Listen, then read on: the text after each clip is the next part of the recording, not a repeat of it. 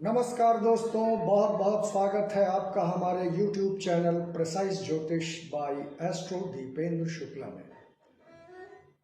दोस्तों, जैसा कि अभी तक हमने आपको बहुत से विषयों में जानकारी दी, सारी राशियां, सारे ग्रह, नक्षत्र, कुछ विशेष चीजें, इसी क्रम में आज दोस्तों आ गई है बारी जो पूरी कुंडली जिस पर बेस्ड होती है उसको कहते हैं नक्षत्र।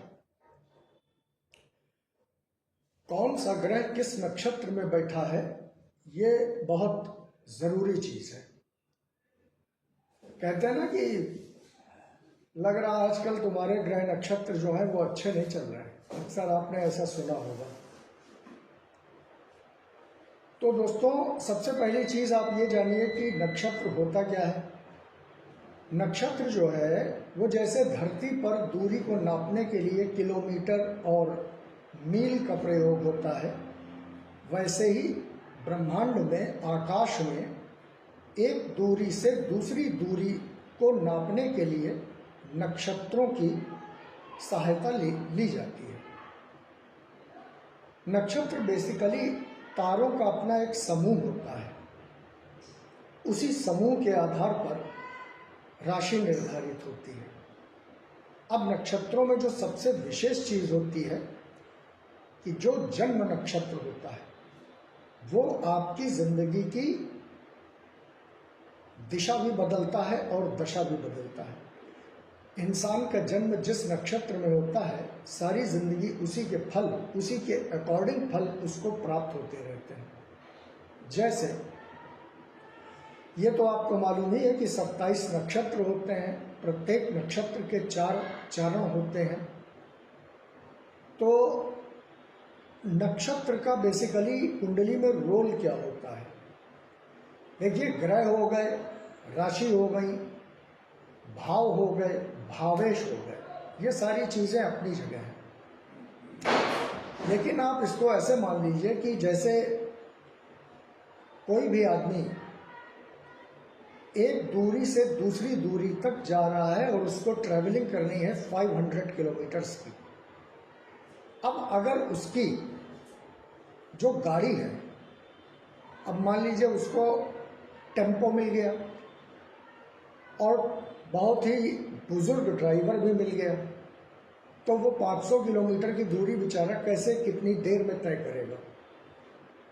डुक डुक डुक डुक डुक डुक डुक डुक चलता जाएगा और कोई कंफर्ट भी नहीं होगा। लेकिन अगर इसी जगह उसको BMW मिल जाए, उसको मर्सिडीज मिल जाए, उसको ऑडी मिल जाए, उसको फरारी मिल जाए और रोड भी बहुत अच्छी हो, मान लीजिए यमुना एक्सप्रेस वे, कोई हर्डल बीच में है ही नहीं, और ड्राइवर भी बिल्कुल कुशल चालक मिल जाए, तब वो कितनी देर में पहुंचेगा। तो कहने का मतलब ये है कि अगर नक्षत्र और ग्रह आपस में तालमेल बिठाए हुए हैं, यानी दोनों का अपना एक सामंजस्य बन रहा है। ग्रह को जो नक्षत्र मिला वो मनोनुकूल मिला, और जो नक्षत्र को ग्रह मिला वो भी बहुत अच्छा मिला, तो जीवन की यात्रा बड़ी सुखमय और सुखद हो जाती है। यानी फिर वही कहने का मतलब कि गाड़ी तो मिल गई ऑडी, और जो चलाने वाला है वो चलाता है बैटरी रिक्शा।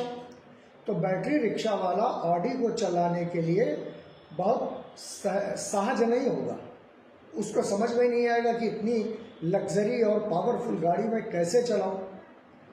ठीक इसी का उल्टा ले लीजिए कि ऑडी चलाने वाले को मिल गया बैटरी रिक्शा, अब वो बैटरी रिक्शा में अनकंफर्टेबल महसूस करेगा कि यार मतलब मैं ऑडी चलाता हूँ, मेरे हाथ में पावर है, मैं एकदम से बैठ के 0 to 150 पहुँच जाता हूँ, और ये बैटरी रिक्शा मुझको मिल गया जो भाग ही नहीं रहा है। तो कहने का मतलब, शुभ ग्रह को अगर अच्छा नक्षत्र मिल जाए तो उसकी जीवन की गाड़ी बहुत अच्छी चलती रहती है।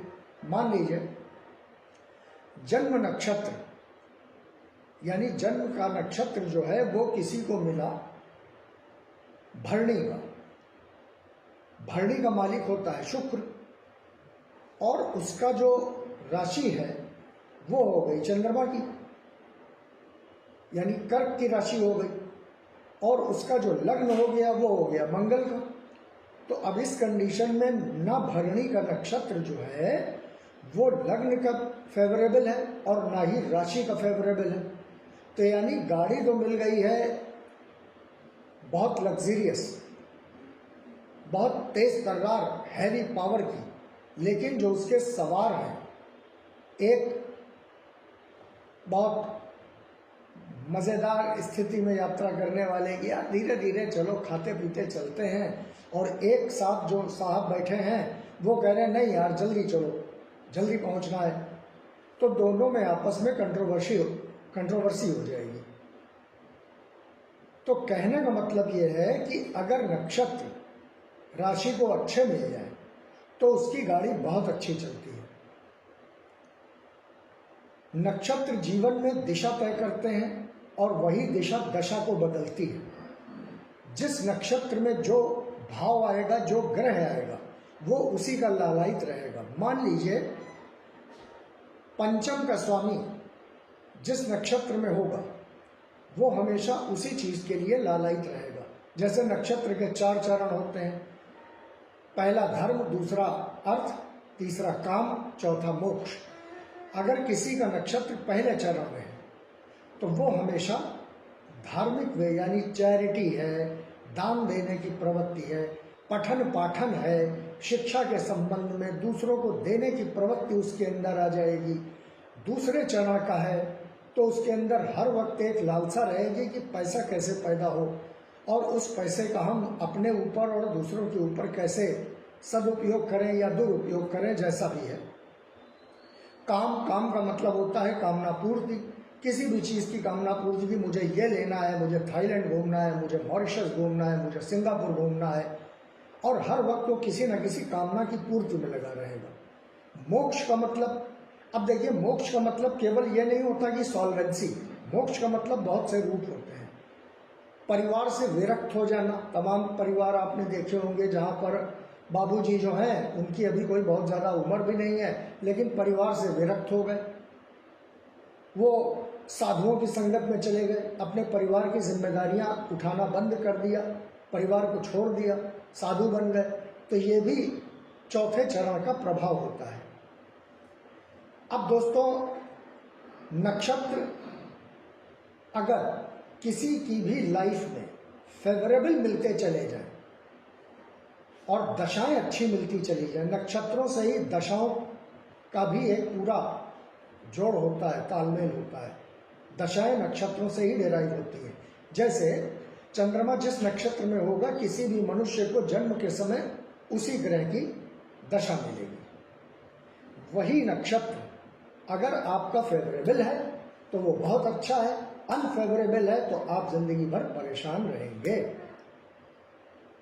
तो दोस्तों, अपनी अपनी कुंडली में देखिए कौन सा नक्षत्र फेवरेबल है, कौन सा अनफेवरेबल है, किस चरण में बैठा है। नक्षत्रों में उनके अधिपति भी होते हैं, उनके देवता भी होते हैं, उनके मालिक भी होते हैं। अगर वीक हैं, कमज़ोर हैं, तो आप उनको पूजा पाठ करके, उनके मंत्रों का जाप करके उन नक्षत्रों को मजबूत कीजिए। जैसे चित्रा नक्षत्र में जन्मा हुआ बालक, वो व्यक्ति हमेशा कुछ न कुछ बनाने में लगा रहेगा। किसी भी चीज़ को टूटी हुई देखा तो उसको बनाने की जुगाड़ करेगा। कौन सी चीज़ कैसे बन सकती है, लोग जहाँ पर हथियार डाल देंगे वो कहेगा नहीं नहीं अभी एक पॉसिबिलिटी है।